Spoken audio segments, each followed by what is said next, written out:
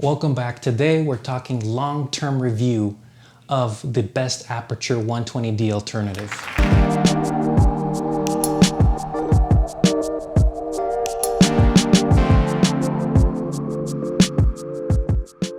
Welcome back, my old subscribers. Today we're talking about my favorite in-studio LED light. So a lot of you out there are very interested in videography and photography, and you know how essential an LED light is these days, whether it's onboard power with a rechargeable battery or it's plug-in. You always are looking for those new products that are coming out from like Aputure Neo, newer. There's a lot of competition with the LED lighting. You know, Aputure 120D is one of those LED lights that is very popular, very reliable for their construction. They produce very consistent results that makes them very desirable.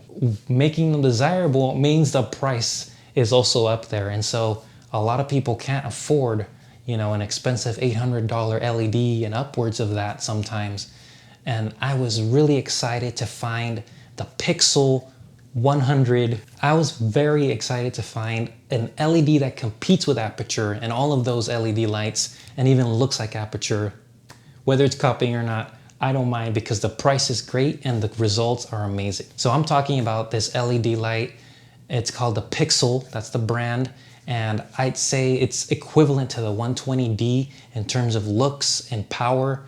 And I've been using it I've been using it in my videos for over a year now. And compared to the $800 Aputure lights, you can find this for $270 on Amazon. Get it at your door in 2 days. So this is just a quick long-term review. I just want to hit the highlights of this. This is a great option and I want to recommend it for those of you who need an in-studio LED light for your videos, for photography, such as macro, which I've used it for, that doesn't have onboard power, that doesn't need to be recharged. This connects directly to the AC. So first of all, you're going to notice the design is very close to the Aputure. It's rated at 66,000 lux at 0.5 meter, which is very powerful. Right now, I'm actually using it at 25%, and I'm in a room that's just no lights on, shooting at 100 ISO on a Sigma 35 1.2. And the 1.2, I mean, definitely lets in a lot more light, but usually I shoot on the 20 millimeter from Tamron, a 2.8. And I'm usually at 25 to 30% in a completely darkened room. And as you can see, it lights pretty evenly. If I were to put it at 100, it would just be overblown, too much power. It hits 95 CRI, so it's gonna be faithful to the colors that you see with this type of LED. It's daylight, so keep that in mind. If you're looking for warm, or cool, you're gonna have to make that decision there. So just make sure if daylight you're looking for, this is the one. Power and brightness is adjustable from 0 to 100 by 1% increments. It comes with a controller. It's a 2.4 gigahertz and you can control it with it. I usually use it around the same settings because I already know my environment. But if you are needing to switch it, you don't need to walk to it. You can just use the control it comes with. If you have multiple, you can link them. They have channel system 2.4, similar to what Newer uses and Godox. You can potentially have 2, 3, 4, you know, of the same lights and control each of them with that control. It has a fan, so it dissipates the heat pretty well. I haven't had any issues with overheating and I've had the light on for hours sometimes. Positioning swivel it comes on can actually tilt 180 degrees, which is great because you can really adjust the angle you want it in. Right now I have around 45 degrees, which I think is the perfect one, but you can aim it straight down if you're doing macro photography. I'll show you a couple of shots because all of my macro shots that I've been doing with the Sony 90mm have been with this light.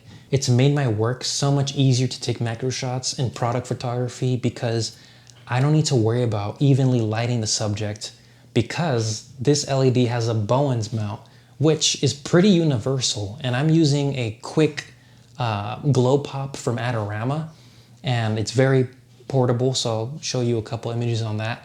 But it's a 27 inch for the room I'm in, you know, kind of makes that lighting the way I want it to look. So you can modify it by putting a different modifier with the Bowens mount on there, and you're off to a great start. Comes in a carrying case, which I mean, I don't really use because I always have it ready to go. But if you're traveling and you need to bring it with you, the case looks similar to the AD600 from Godox. It's a pretty big size bag around here. Not too heavy, but I'd say it's very portable to take. So if you're looking for an LED solution and you don't want to pay the Aputure price, I would say this is one of your best bets because of the quality, the power of the light, and all the features you're expecting from that Aputure are in this device. So I'm considering getting more than one. Whether you need one or multiple, it's really cool to have that controllability where you can just control every single light's power and dim it. You know, you can craft it to what your needs are. I hope this review helped you out in finding that best Aputure value at a lower price from this Pixel brand. It's not sponsored, but I really love this light. I've been using it in all my videos and every time I shoot product photography. So I've been really had the opportunity to use it consistently for a year, and I think it's a great value. I'll put the link below. Thank you for watching.